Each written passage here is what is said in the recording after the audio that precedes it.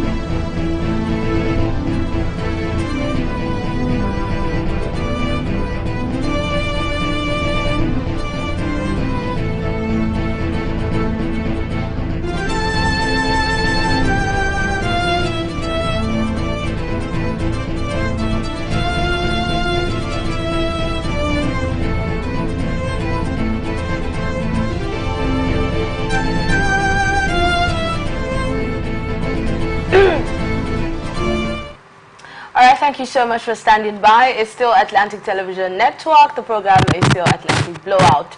All right, quickly, I'll introduce my guest. With me in the studio, my left is Ambassador Ekie C. Ekie.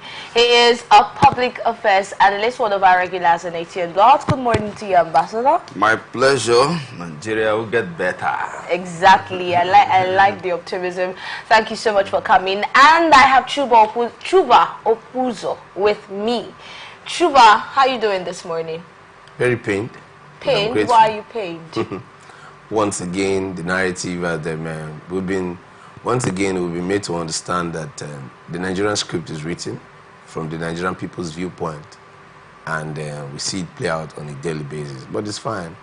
This is the present Nigeria. We just hope and pray that the directors keep directing it in this manner. Wow. In the same manner that is making you feel pain. Yeah, let them just, when the director has a plan, so when the director that is directing, just hope that and pray that they keep getting it right and keep directing in this manner. All right, Chuba, thank you so much for coming. Chuba Opuzo is also a public affairs analyst, and he already started his analysis. But let's go straight to Rivers State. Senior Staff Association of Electricity and Allied Companies have threatened to cut power supply in Eche local government area of Rivers State following a violent attack on Boro Benjamin, a staff member of the Port Harcourt Electricity Distribution Company.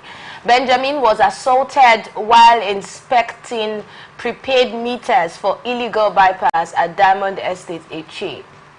Now, Innocent Lord Douglas, Deputy General Secretary of the Southeast and South-South Zone of the SSAEAC, revealed that Benjamin was attacked by residents, including a woman and her son, who struck him with a club.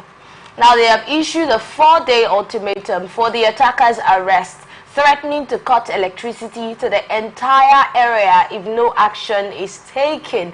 The union has vowed to resist any unprovoked assault on its members and ensure justice is served. Chuba, what is your thoughts on the story? I think the union is very correct and very right. First and foremost, I think bypassing it all its forms, it's wrong because it is costing the commission a lot of losses. However, it is pertinently painful, if I must say, and people will say, why drag all the issues into politics? I think this is the same HA where the returning officer up until today, in the Rivers State election, is not known by the people. And the result was given. And the people that consider themselves so violent and who can just assault a staff for doing his basic duty, now they were so dormant, so naive. They couldn't speak up. They couldn't represent themselves when the occasion was high. And these are the same people clubbing down a staff of PHED. For me, I think PHED should do the needful. If the people are not, if the community or the community or the local government does not want to bring out the persons for whatsoever reasons, I think a total blackout will not be out of place. Wow. For me, it is commended and it is a step in the right direction. Okay, but this is just a section of HA for generalizing it. Yes, and that's why I said if the people gather themselves together, it's a gang-up thing. If they say they need the people to be arrested so that they can stand in for trial for their actions, if they are going to be secured by the people, come on, I think the entire place where the PHED feels that they want to drag a net, I think for me, it's applauded. If the PHED says they want to cut off life from the entire HA, I think there are going to be stakeholders who are going to rise up and want to do justice to whoever did what is wrong and speak up. And if they do the needful, fine and good. If they don't, I think PHED should just do exactly what it has promised to do. Ambassador? Well, I feel that, number one, such action is condemnable. Number two, in conflict resolution, you must hear from both parties. We've now heard what transpired that led to such negative actions.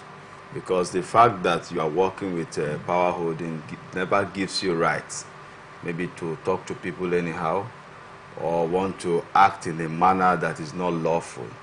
So I think what the union is requesting for is arrest and possibly investigation. Now, to come up in the public to say we will shut down power in the entire Eche local government is an insult to the people. It's an insult to personal rights. It's an insult is a breach of contract. Because if I'm paying you my bills because of one man's action caused by either your staff or an indigene or a resident in Eche, so you now want to insult all of us by saying that you will not give us power because you have the responsibility of distributing power. I think it's not a statement that should come from people who are public servants. But they are saying that nothing has been done. You see, when you lay a complaint, you can't come to the television and say arrests should be made. You have to protect the rights of your staff. If your staff is abused or assaulted as alleged, you know the best place to go. You go to the nearest police station and lodge the complaint. If you feel you won't get justice there, you can write to the Commissioner of Police, and they will assign the matter to the relevant units that will investigate the matter. So I think is too on the extreme side.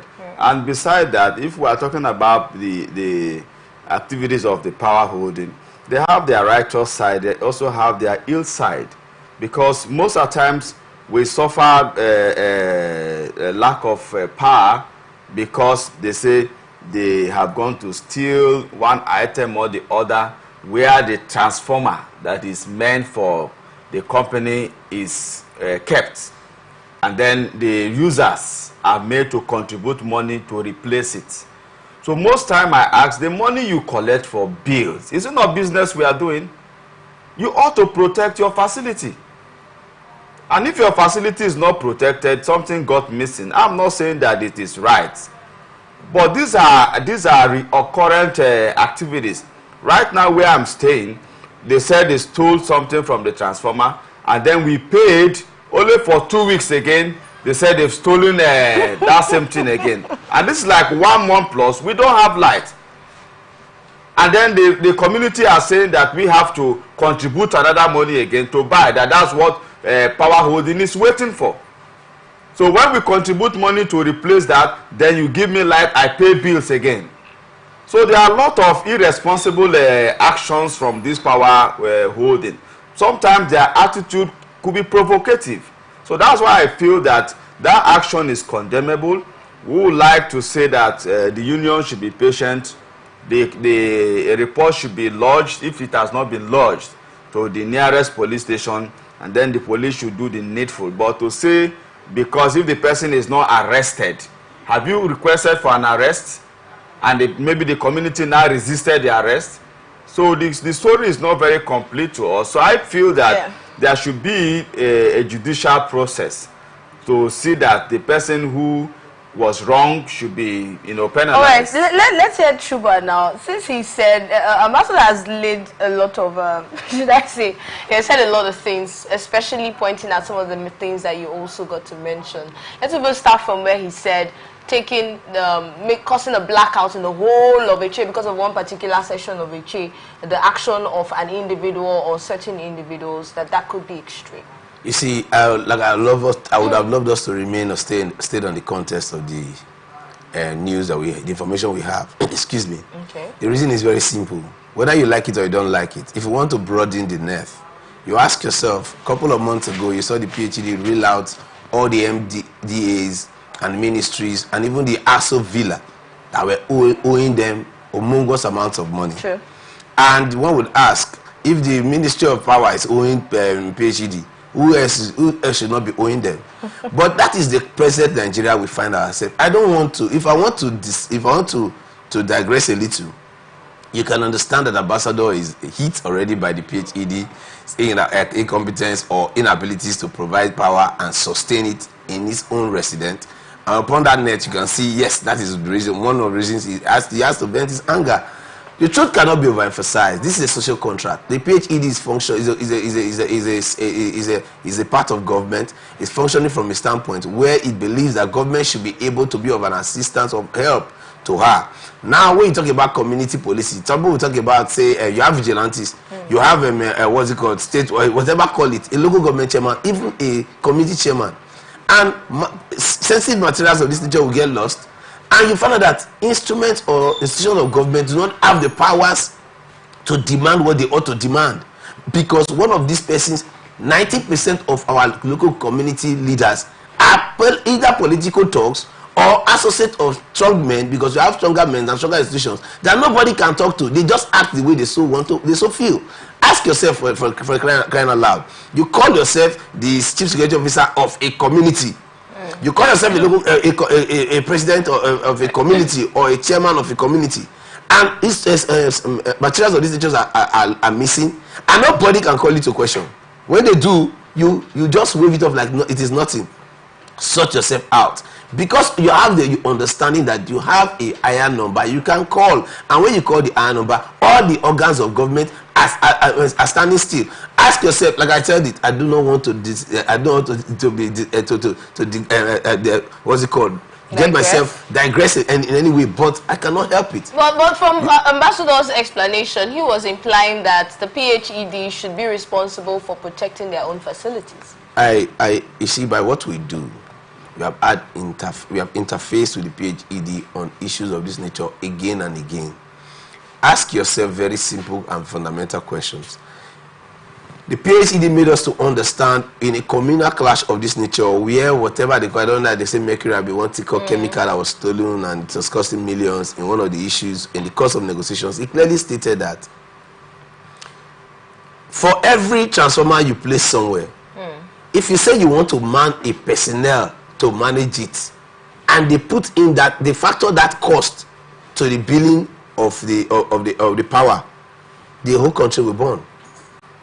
Ask yourself. So with what we're paying already, now, that cost is not there. Let us be factual. What is the Nigerian government doing about gas? Listen, don't be deceived. The gas, the subsidy for gas for power had been taken away. Nigerians are paying for it. Then the very highly rich, all the MDAs that are making so much money, where they have padded so much budgeting, and even the Aso Villa are not paying for power. It is you and I. And until Nigerians get sincerely angry and disturbed about what is happening, we continue to run around the circles. That's what I'm saying. With as much as we are paying already, do you know how high these bills are? Look at the universities that were complaining the other time about the amount. We saw the amount some of these universities have been paying. See how high these bills are. Even individuals, some people are actually cutting off now. They don't even want the power anymore. They're saying security is not even part of that. See, I am telling you firsthand, I'm not a PhD staff, but I've told you that there's been a conflict and I've been involved in it, and I'm telling you now, PhD makes you to understand that there's a community, there's a public-private partnership in what they do. Almost all PhD equipment or installations are having a contractual arrangement by the communities where they are installed, and that is why you can see that PhD can confidently tell you that this thing was stolen, you guys fix it, and you find out that the powers that be in those places do not have any temerity to come out to start making noises on the television or radio. Why? Because they are supposed to be saddled with the responsibility of ensuring. Okay, now you can say, wait, like in this estate that we are in now, there are over 10 gates, and people are being paid to man those gates. Are they manning the gates because of because of an individual? The answer is a clear no.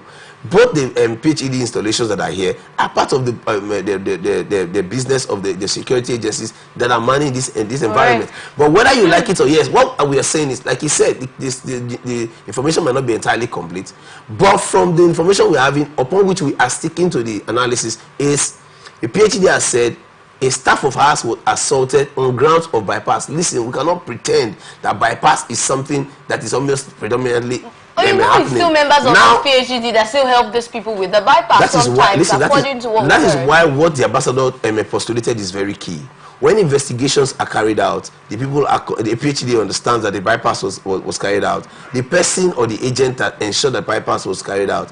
Listen, we are a country of jokers.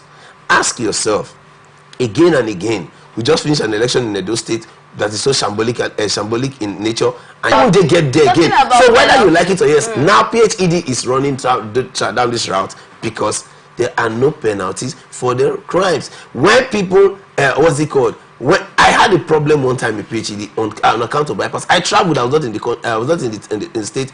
I had a lot of issues. My fridge was stuck. I just got married then, and I needed my light was beeping. Every attempt to get into the portal was not functional. I called the PhD office, tried to explain myself. I called an electrician, ensured that I had to make sure that there was light in my apartment. When I came, I paid a whooping 139,000 to ensure that misunderstanding was sorted out honorably. What am I trying to say?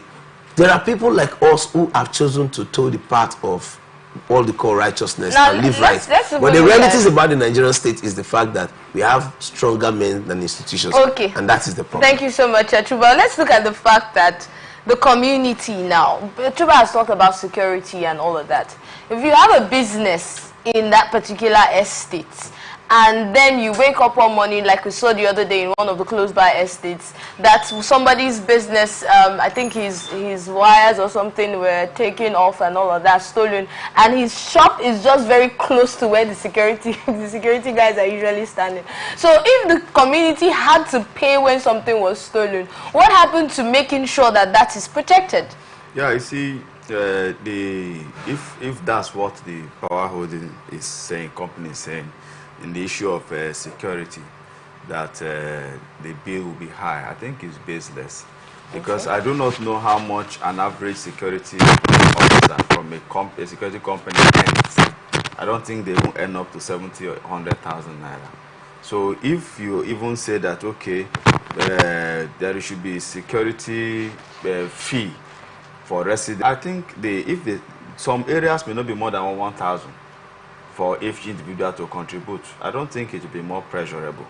Now you have the MTN Glow Mass in places. What they do, they get a security person to protect those facilities with little amount of money. So I also think that sometimes the local communities are not very effective, because when we try to ask how this happened, the local vigilante in the community said that they saw a Helios and was flashing light. They flashed their Helios lights around 1 a.m. in the night, about 2 thereabout. They equally flashed them back, that they thought they were policemen. So you that comes every end of the month to collect security money, you saw something that looks strange. You didn't go and check. You know, the whole thing is just as if people just wake up and create avenues to generate revenue for themselves, not because they want to do the work. So I feel that we really need to, step up our actions in a very positive manner. There have been too many challenges and complaints about the PhD, the power Nigerians are getting, the fee and all of that. How do you think Nigeria can get it right with electricity? Well, the people who are managers of this electricity, power holding, they are not Niger people. They are not from Congo. They are Nigerians. And it is the way they want to treat Nigerians. They are treating Nigerians. You pay a NEPA bill, you will not have a good voltage to even use to iron your clothes. Yet at the end of the month, you still come and collect a NEPA bill. So let us love ourselves. Let us understand that these people we are saddled with the responsibility of providing power for. Right. They are our brothers and sisters. Thank you so much, if we see our people as one, let's love ourselves. Because I don't want to go legal or whatsoever. But if you want to do things rightly, you don't need legalism. You don't need to be monitored. All right, Chuba, how can we get right with electricity? We cannot get anything right with the kind of administration of governance we have. It is the reality. We cannot pretend that generally, or are you pointing at any particular administration? Listen to me. Let us be factual. We had a government before long that said NEPA can never be what? Privatized. That was the statement of Obasanjo. But we saw an administration that came out and said we are going to do this, call in experts and ensure that this thing can be done. And one way or the other, it was done. What has that changed? Now listen what it has changed. The truth is, when people fail to allow people who have an idea run a process through, you will equally have itches. It does not mean that the process of privatization was so seamless, was so wonderful, but there was a will, and because there was a will, there was supposed to be a way. And what is that way? The way was, if you say it's a private entity, people should be able to understand what is happening there. But today, what we have is these same systems have been hijacked by the same government from a private face. And in the course of that, because like I said, if you are paying for something and you are not getting anything from it, what is the basis for your payment? But the truth is, it cannot be overemphasized. This is what is the reality.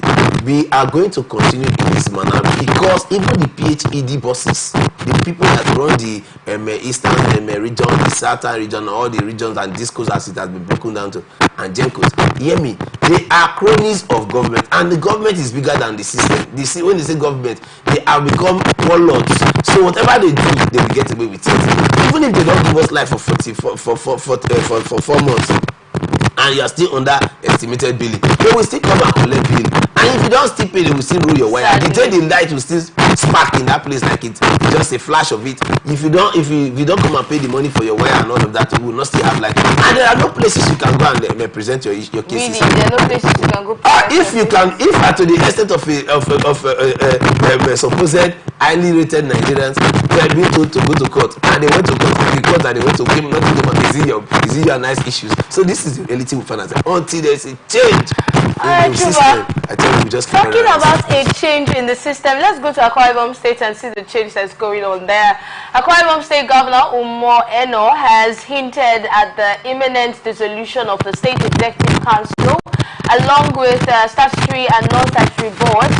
Governor Eno, during a media briefing to mark the state's 37th anniversary, emphasized that the reshuffle would not be unexpected for the current commissioners, many of whom have served in multiple administrations.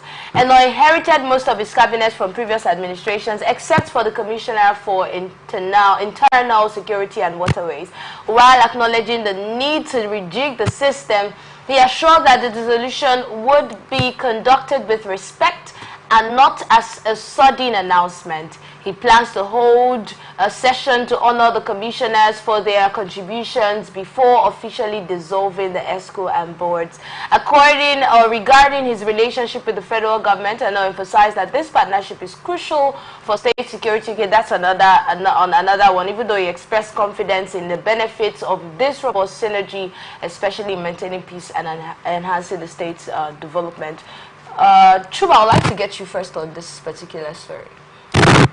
Government is supposed to be a continuum, and government is supposed to be, the way it is a program, supposed to be something that is manned by tenors. And like you heard, he said some of these people have been in 3 administrations and all. It is not out of place that they have been in 3 administrations. That does not say that they don't have anything else to offer. But I think to a large extent, we have just seen that every living thing grows. That is life for you. He has inherited a cabinet before now, and from his predecessor. But as it is today, he is having reasons to rejig it, and so that every other person can feel the gains of democracy, because that's the kind of politics and democracy we play. You know, when you're in government, you are opportune to be. You are the high flyers in the country.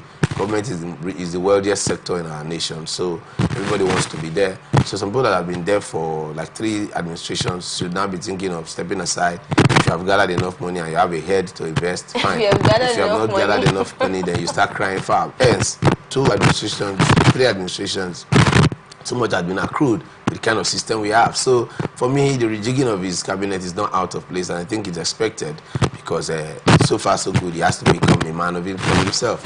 So I think he's working his way out to work out a structure and a system for himself outside the one that his predecessor laid as a foundation for him coming into government. So I think it's not a shocker. I think this is how it ought to be.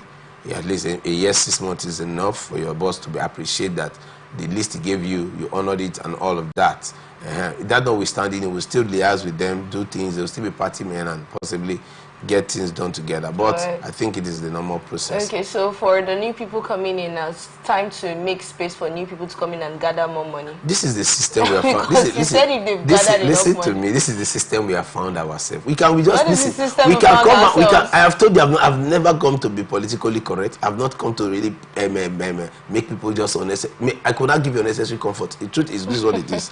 The Nigerian state today, all the monies that we have borrowed and all the monies we are borrowing, where can we lay our hands to say this is it? Now you talked about the PhD with all the monies and all the billings that we are having here and there. And I told you that if you look at the humongous amount of money being owed PhD, if all the parastatals and MDAs that they have always padded budgets for, to the extent of the ASO Villa, can be owing them that much, that they were bold enough to let Nigerians know, these are issues that should have made Nigerians can help as it is today. Trust me, the next people coming in, much is not being expected from them. A system is already running in place on autopilot, and if God does not help, come on. Ambassador, coming on this one. Well, the governor has exhibited a very responsive action or attitude as a leader. Let me congratulate him and Akwa Ibom State for the celebration of 37 years anniversary as a state. Congratulations. Of a truth, the governor, why I commend him is because he has respected sacrifice. He has also respected the issue of predecessor. Because we all know that like a business, which is politics are by interest, if people give up their ambition, give up their time, their resources to work for you so that you become the governor, of course, they too have an interest to benefit from that process. So some will be SSGs, some will be commissioners, some will be board members, and all of it is the one that is so majorly using his influence to negotiate with people to support. So at that point, it's only natural for you too, as the incoming governor, to respect his suggestions in terms of nomination. Because if you come to me emerges as the governor of Akwa Ibom State, and then the person who met me with him said, I have sent your name for as commissioner, but he's saying no, I will feel that a minor is a bad man, is a wicked man, because he's insensitive, because he never understood the political negotiation that took place that aided him to become governor. So when you are running as a governor, you understand the negotiation aspect of it. There are people who came together to campaign for you. Their interests too must be protected the way they are protecting your interest to be governor. You are not made a governor because you are the best among the people in Akwa Ibom State. So I'd like to salute the governor of Akwa Ibom State who have respected the commitment and the sacrifice of the people who stood with him to ensure that he became the governor. It's also a system for leadership exhibition, for experiences. There are some Akwa Ibomites who have what to offer too, that their profile, their CV also need to be, improved upon. So it's also a time for them to come into government and also serve. Because of their CVs? No, not just for their CVs. Okay. They have what to offer, okay. First of all. And then the governor have said, he called it cabinet reshufflement, and he's not saying that I will throw away everybody. Right, he has also said that he's going to organize a kind of a celebration, appreciation for them. That means thanking them, being grateful for the time they served the government of Akwa Ibom. Thank This you is a so good much, hallmark of a leader. Ambassador, going deep down into politics and how governors emerge. All right, thank you for your analysis. Now let's look at the loan. That's talking. Chuba mentioned Nigeria owing and how much what they have done with the loans and all of that. We have a story about that. Nigeria's rising public debt, especially with the upcoming $1.7 billion World Bank loan, adds more pressure on the nation's fiscal management. While the funds aim to bolster critical sectors like healthcare, listen, Chuba, right? To bolster institutions like healthcare agriculture, and infrastructure. The increase in debt now potentially exceeding 121 trillion naira. It puts Nigeria in a challenging spot, especially with the naira's depreciation.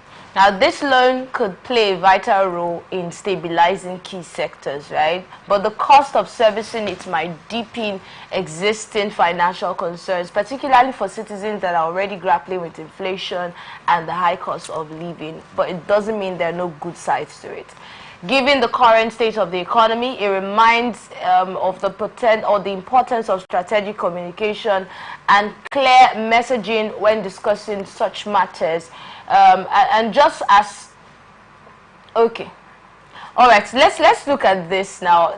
That I've shown you this part of it and the other side of it, the fact that these loans would actually help, you know, especially in sectors like healthcare and other sectors that need financing at the moment, considering the current state of Nigeria's economy. Ambassador, what would you have to say about this? After borrowing this money, maybe Nigeria will be like Dubai or be like United States of America. Isn't that something that a lot of us are praying for? Oh, amazing. But the unfortunate thing is that this is not the first time that such kind of money is being borrowed, and we never saw the impact of it in our country.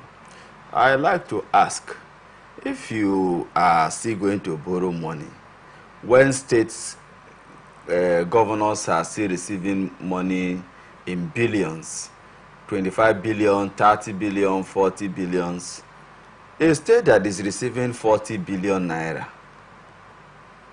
do you still need to go and borrow money for them? Because Nigeria is a federated unit. It's made up of the 36 states and FCT, right? Where is the federal government wanting to use this money? Healthcare. Which healthcare? You know, there are some things that looks very laughable. The only thing that looks amazing is that somebody will sit down and develop a write-up that appears to be that when this thing works, Nigeria will look like Dubai and America. Then Mr. President will now say, oh, amazing, he will sign. So I feel that we don't need to borrow any money, because right now, which road infrastructure are you talking about? It is time for us to look inwards. But you know our healthcare has a lot that's going through right now. We're having brain drain. Doctors are leaving en masse. Okay, they want to use the money to increase the welfare of doctors. The healthcare itself. I hear you. Don't you know some of the reasons doctors are leaving is because of the fact that there are no updated equipment in some of these hospitals, and after they have studied the thing, there's nothing for them to really explore what they have studied. Advancement has been met in other countries on healthcare, but Nigeria is not there yet. I understand. It is not a borrowed money that will improve the health sector. I'm saying that we already have money. If Bayelsa State Government, Rivers State Government says, we want to improve our health sector, and you put in 10 billion naira in one of your monthly allocation, 10 billion naira is not 10 naira. I don't know the kind of medical facility that any doctor in Nigeria will want to recommend that 10 billion naira, my brother Chuba, will not be able to provide. We go to Delta State. Delta State invest 10 billion naira. Say, doctors, make your recommendation, all the kind of facilities you want us to put, right, in place. I don't think Delta State government will say we don't have that money. From the current money they generate, from the current money that is allocated to them. So I want to plead with Mr. President that this memo that these people are developing, I don't want to spoil business for anybody. I'm not against anybody, but I'm always speaking as a Nigerian, making my own suggestion. Before somebody will say, Ambassador Key want to spoil business for me, now it has got to my turn. I'm not against you, bros. So you wait, Ambassador, let's get this right. You actually feel like this is just some set of people trying to carry out some business activities, and that's why we're collecting it those. Is possible now. Because in government, for you to benefit, most times you must come up with idea. When you come up with an idea, then the person in charge will approve that idea because he knows that there is also economic benefit from that idea you have generated. So people don't mold brain in Nigeria for nothing. Ambassador, this is like an allegation because you are alleging that we are collecting loans for private pockets. Well, if you say I'm alleging, I don't know whether you want to sue me to court. I'm not alleging. No worries. I'm only contributing because I'm entitled to my opinion, and we are analyzing the issue. So I'm saying that the beautiful idea that is put in place, whoever that have developed or authored it, whether a committee or team, is not the right time. What if there are needs on infrastructure? If there are needs on our health sector, let us look inwards. Let the state governors look at the needs at their various states and then look at from their little generated revenues and allocation, apportion resources to that area of the health sector, of the infrastructure, of whatever sector they are talking about. Let us begin to talk about how we develop our states because we have resources. So let's not be talking about borrowing at this time. I feel it's wrong, it's not timely. What other time would be, what other time will you regard as timely than the time when the economy is actually suffering? But let's get to Achuba's thoughts on the story. It was a former head of state, I think, Gowon, that said the problem of Nigeria is not how to make money, it's how to spend it. And if I fast forward from that military regime to the time of the past governor of Rivers State, the person of Rotimi Amechi, who came up with a transportation system of a monorail, and one of those pillars costing 50 million naira. And if you go to the government house front, you can count the pillars there. Outside the work, whenever you count the pillars, this pillar 50 million naira, you now start counting whatever technology was wasted there. Okay.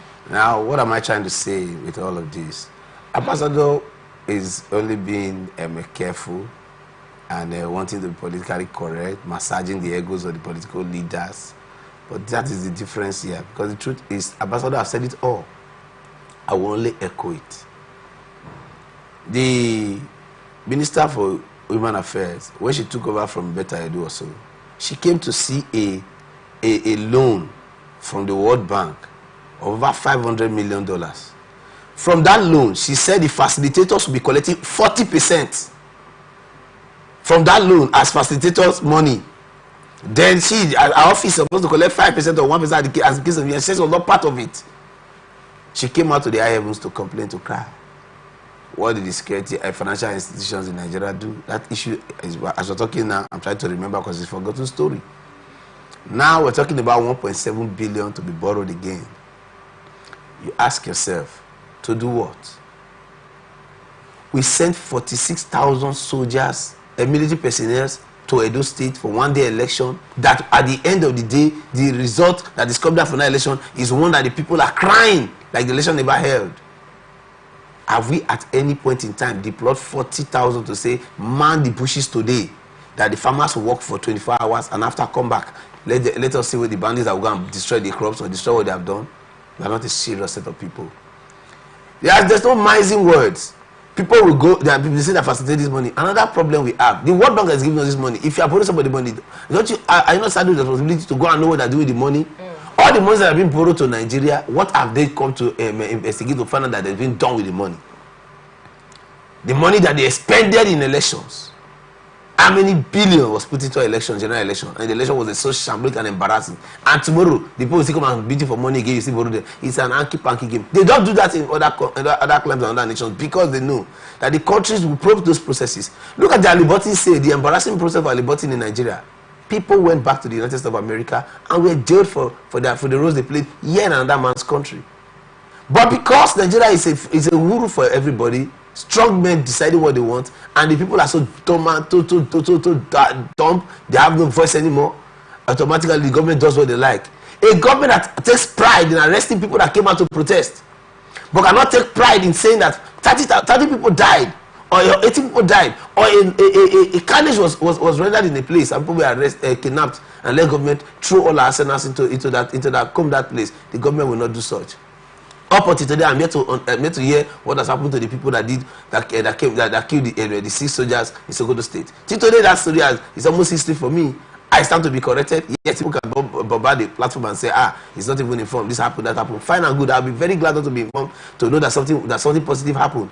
What are we trying to say? This is another money to be shared. We are seeing the government in power. What has the government done with all the money? A government that came out from the very on-go, came out without reading through the books, without checking anything, so daft, came out to say subsidy has been removed, and because of removal of subsidy, all the monies are accrued from subsidy.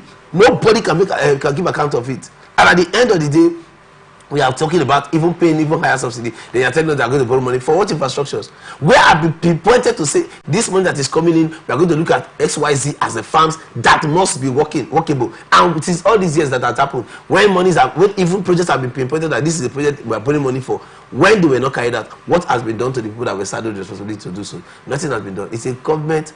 It's a shambolism of governance, and it is something that only supernatural forces can assist Nigerians now, because the political structuring is so bad, so evil, so wicked that the people are not even considered in the scheme of things. They're talking about borrowing $1.7 billion added to the borrows that this government have borrowed. For crying out loud, who does that? Well, a country with such an economy, this administration earlier said they inherited a dead economy.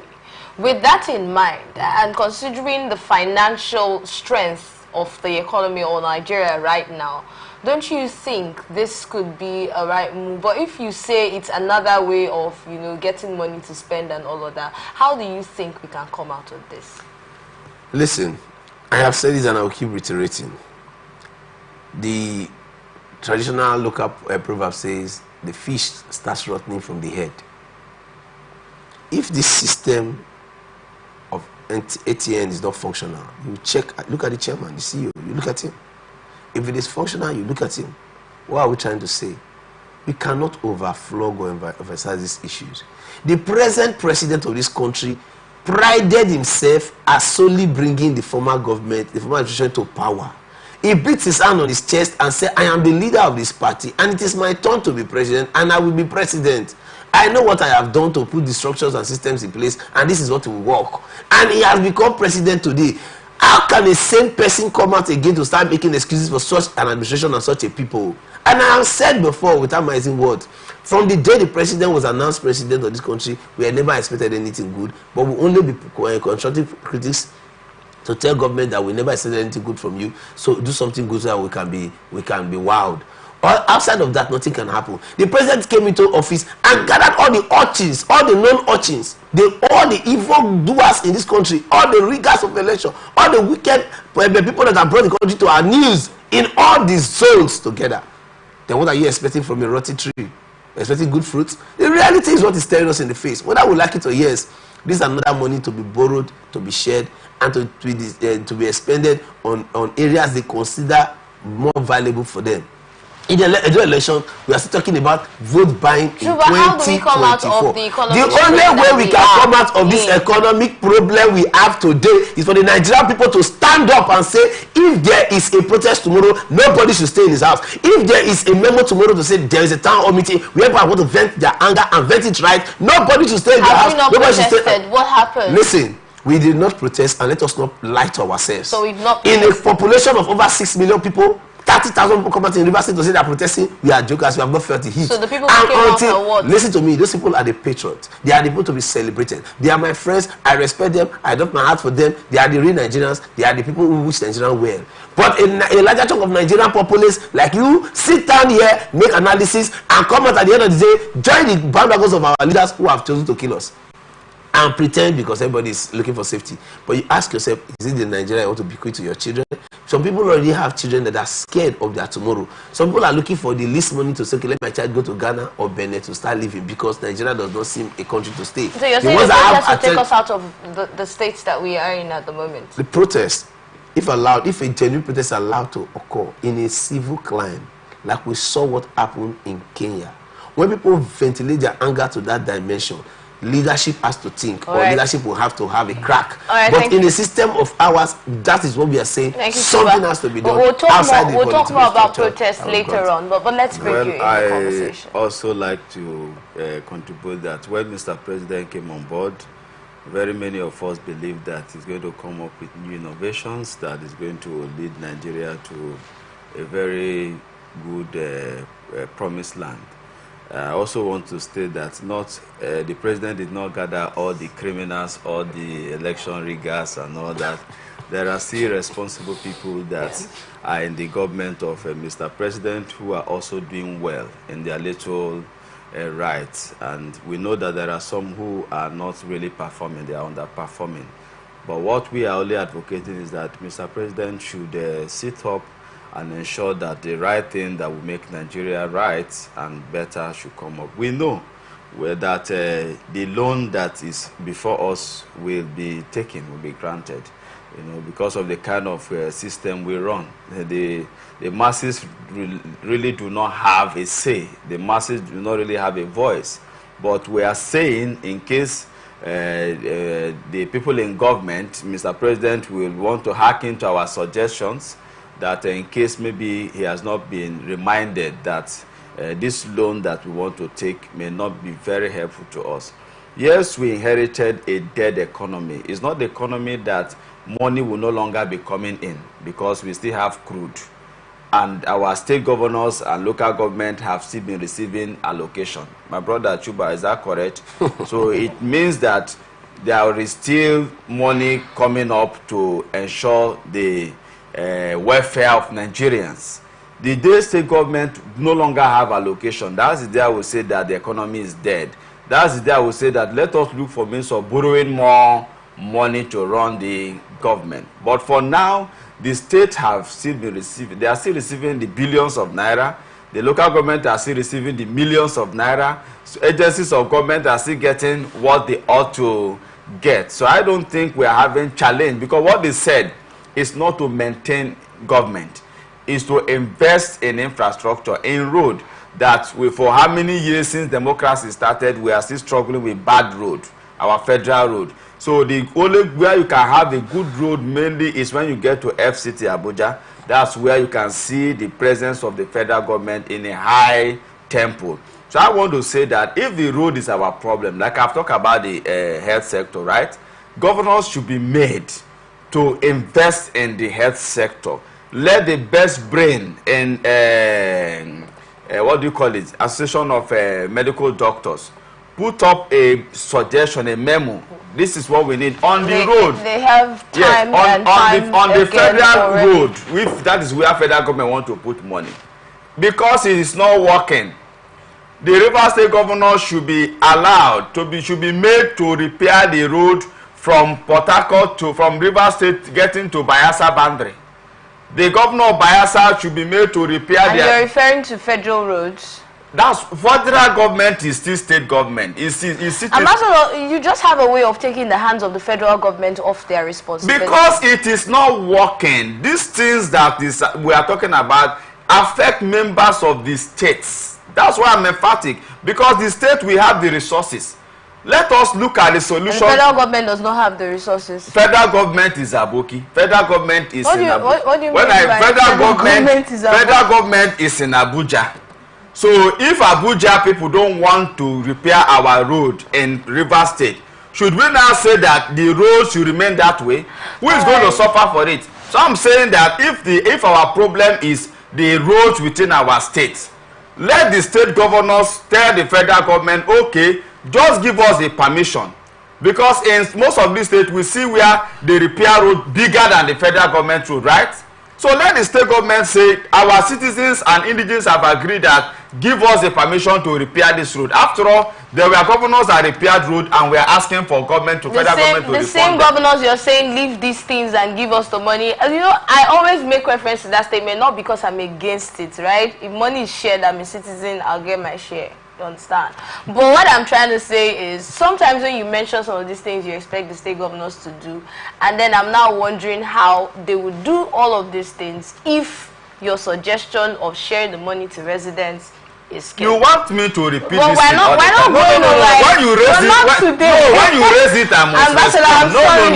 No. I'm sorry, I've not always today, made not something. today. I'm not speaking as a stranger. We're not having that conversation. I've always said today. that even if they share that money in a month, my brother Chuba, Ambassador. the population of Rivers State is not up to 10 million. Okay. So if Rivers State government have 40 billion, and you share 1 million to 10 million people, will there not still be billions to do projects? Okay, you So made your points and you keep making so your there are money. Each We are time not. you mention, you've said now, leave state projects, enter federal, You are not federal getting projects, me. and still share the It's money. still our resources. All we right. can say suspend the Ogonibodo road and face East-West road. Is it not? Thank you so much. There is money. On that one. We're still optimistic people. We still believe in our government. We still believe in our leaders. We're not going to call our leaders names. Actually, we're not going to call our leaders names until we have facts to back that up. And I'm making reference to Chuba's earlier analysis. But now we're going on a short break, and after that we'll return to continue our amazing conversation. Please don't go anywhere.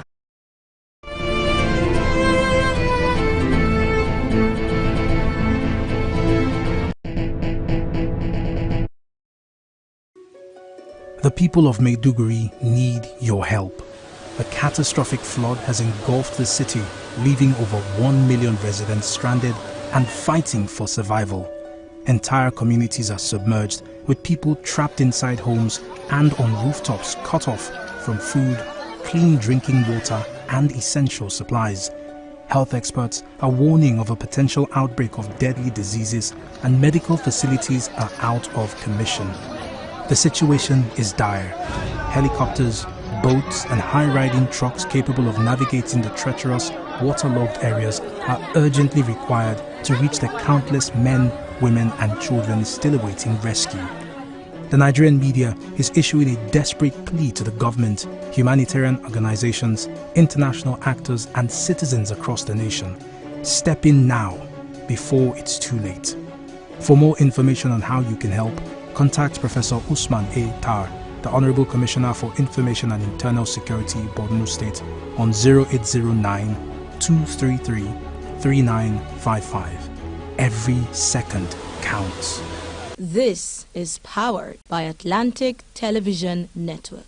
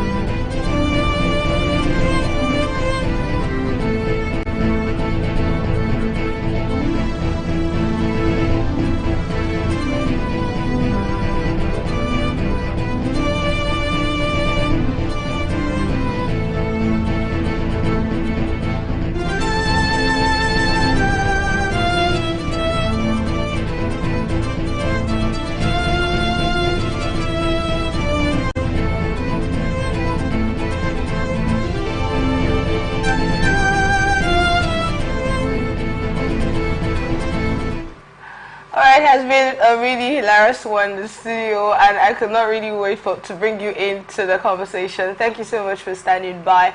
Let's move straight to fuel scarcity. That's a PMS now. It has been something. You know, amid the growing concerns about fuel scarcity and high prices, as well as calls for the government to address the challenges that are facing the energy sector, some Nigerians on various fora have shared their thoughts. One of such is the elder statesman and chancellor of the Afebabalola University, where he expressed dissatisfaction with the Nigerian National Petroleum Corporation Limited monopoly over the sale of petrol from the Dangote refinery. You know, speaking in Ado-Ekiti after receiving the Outstanding Achiever of All Times award from the Ekiti Ketalo Coalition USA, Babalola criticized the rising fuel prices and urged Aliko Dangote to sell petrol directly to Nigerians at a competitive rate, free from NNPCL's control.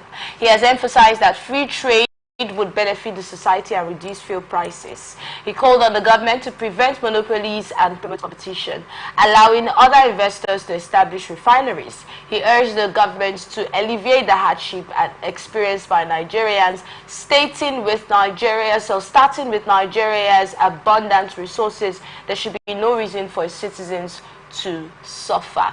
All right, this was actually his comments. You know, at first we had the NNPCL coming to say that they are not the sole buyers of the fuel from Dangote refinery. It's open to the marketers. And then the FG came up again and said it's just the NNPC who would buy, and then the marketers will have to get from them.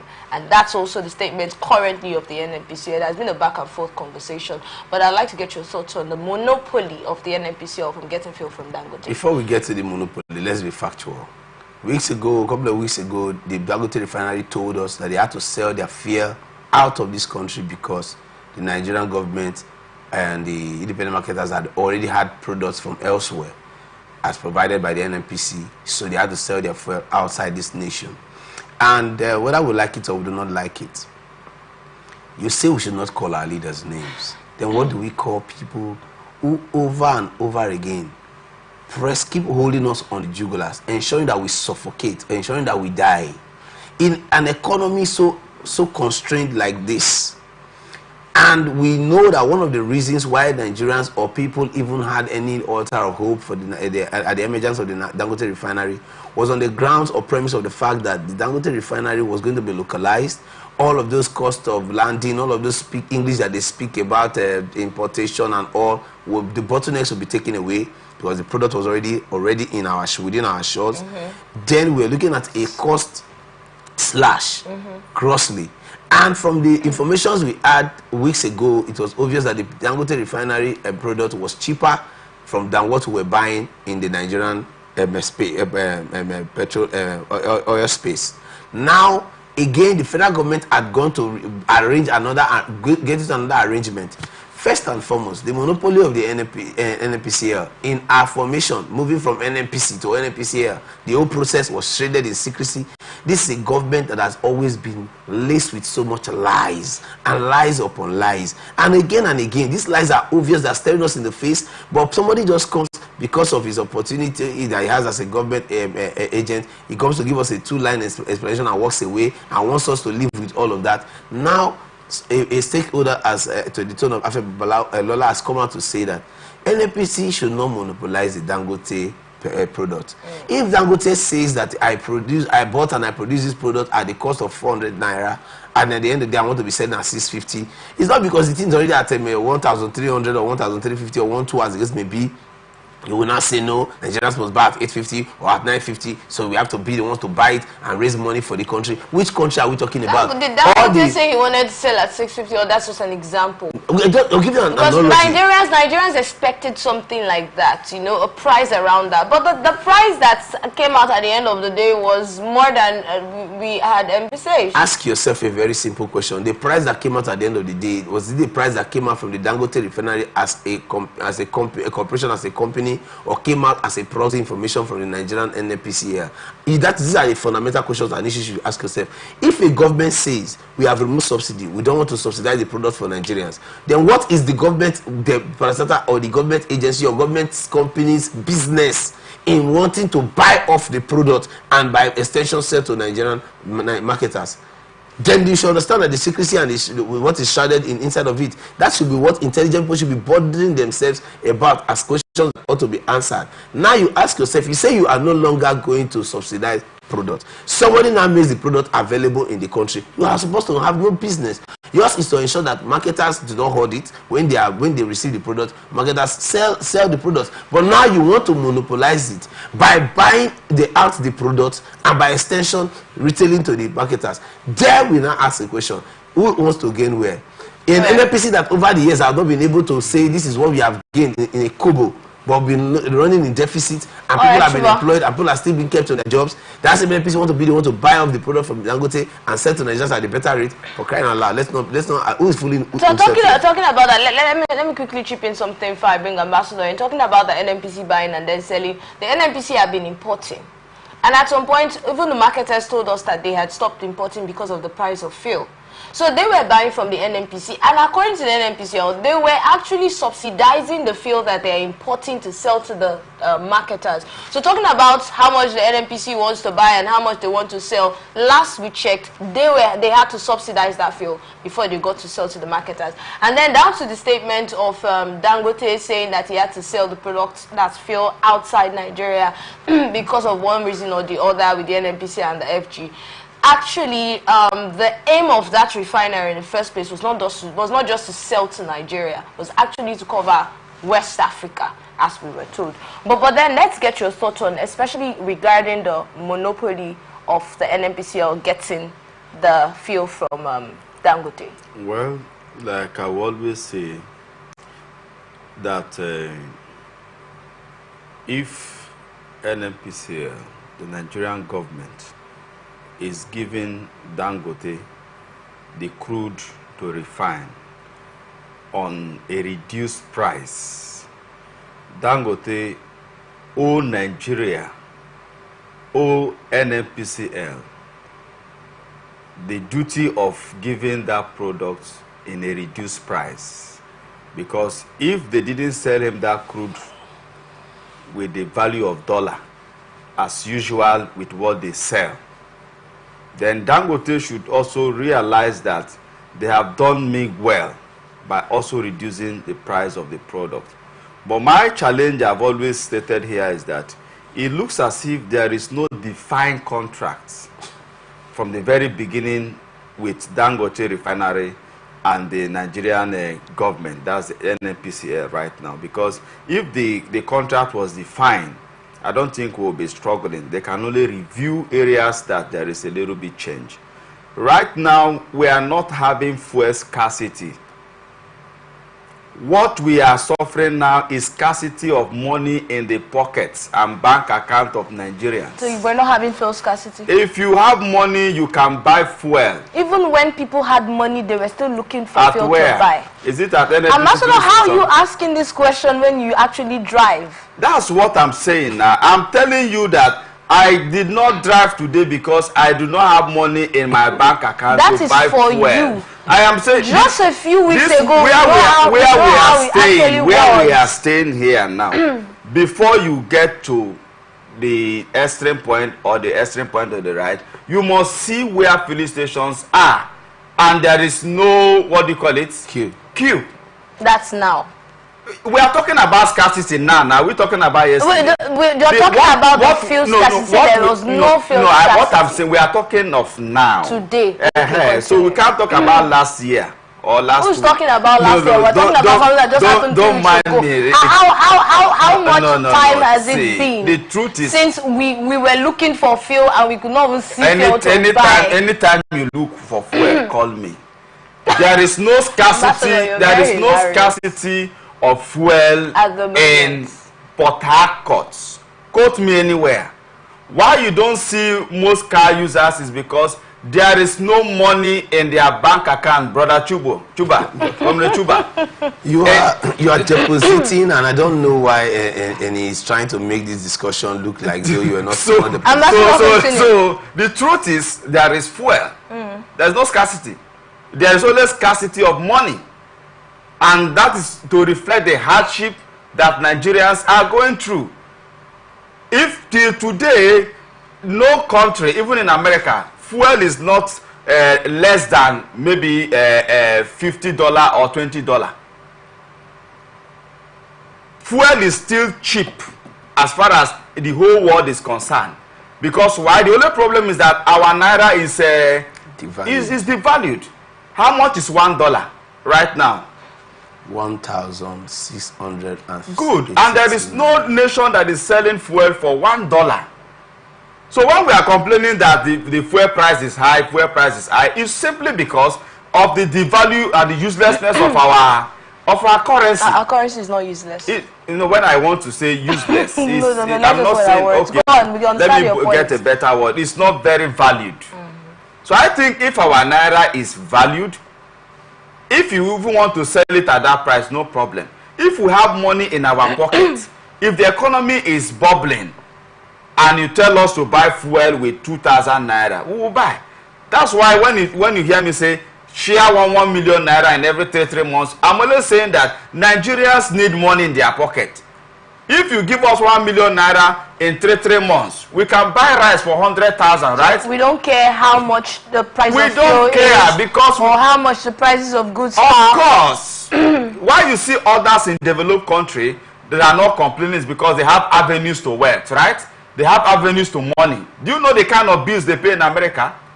They are not complaining because they have a means of generating money. Why we are crying is because we don't have means of generating money. If I can generate money, give me bills, I will pay.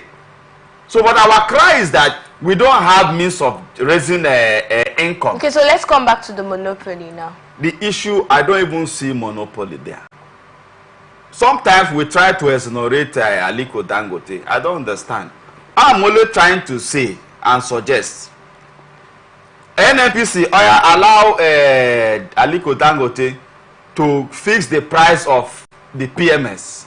It will still shock you to know that Aliko Dangote will fix a price that Nigerians cannot buy. The issue of the PMS, the refining, the one that the NNPCL has been buying abroad, they say they subsidize it. The independent market said they cannot afford, like you posted here, because of the cost of landing, the cost of importation and all of that, they cannot meet up.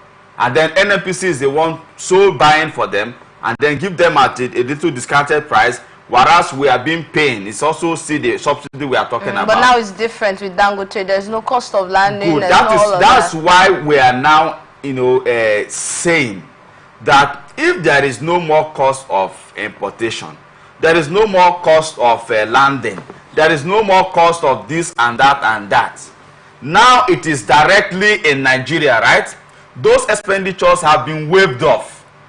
If you were buying at maybe 600 naira, right?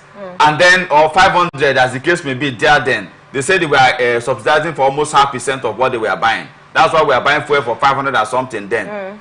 So if now you are not going to import, is it not ideal to tell Nigerians that now we are not going to import this PMS, right? We are going to save this money that we used to augment in importing this product, and then at this point in time now, we are going to buy this product from Aliko Dangote refinery with 500 naira or even lesser, because we are giving to Aliko Dangote with a discounted price, not with dollar value.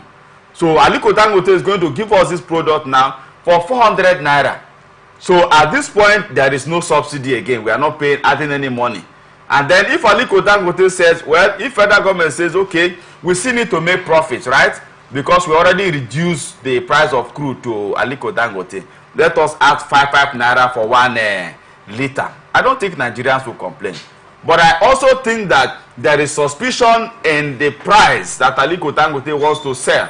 Because if the price is going to be low, Aliko Dangote is not a spirit. Those who are working in that refinery, they are also Nigerians. They can easily tell us as their brothers that, see the amount we want to sell, but the federal government is saying we will not sell that amount. At that point, we can agree that Dangote mean well for Nigeria in the price. That is the NNPCL that is saying that the price must go up. So I think there is no scarcity. What is here is a cash scarcity that we don't have. to buy. And number two, there is no much monopoly. Let's take the last story on the end bad governance protest. I told you we'd take a story on protest. Chuba is saying Nigerians should come out en masse and protest as a means of changing part of the situation we have with the issue of the economy. Well, we have the Department of State Services, the DSS, has released several protesters who were recently detained for their involvement in the hashtag End Bad Governance protest. A source within the DSS confirmed that the Director General ordered their release on September 19, 2024. 6 individuals arrested in Kaduna were freed after being cleared following investigations. And the source added that 3 other protesters are still facing persecution due to established cases against them. The DSS reiterated its commitment to upholding citizens' constitutional rights to peaceful protest. Okay, Chuba, with the way the protest turned out this time, I remember when we were making reference to the NSAS protest and people said, oh, this one will be different, and with the way it has turned out, do you still think that that is what would change the face of the economy and the things that we want change in Nigeria in 1 minute? It's a good thing that the security agencies believe that the protest does not have any benefit to them, and possibly because of the line of their duties, they ensure that the protesters are clamped down. My take is very simple and straight. If you have, you don't beat a child and expect a child not to cry. If there are other means where Nigerians can ventilate their pains and their disgust about the government and the bad nature of administration, then the people would have explored such means. But obviously, to the average Nigerian, there are no such means, whether we like it or yes. We have seen a system where the umpire clearly looked us in the face, told us, all of us, if you are not happy, go to court. And we saw the outcome of the court. And we have come to see the system that we have found ourselves. And at the end of the day, what other options do the people have where the government can now come out to say, let them discuss? But my pain and worry is, it is so easy to apprehend people who have come out to ventilate their pains, justifiably so, by the constitutional rights that they possess. And you see security agencies able to go do their jobs and apprehend them. Where is the Yaya Bello today? Where are the people that government had clearly stated these are fugitives? These people have cases to answer. Where are they? So we are in a country where we have people who are completely entirely above the law, and it shows again and again.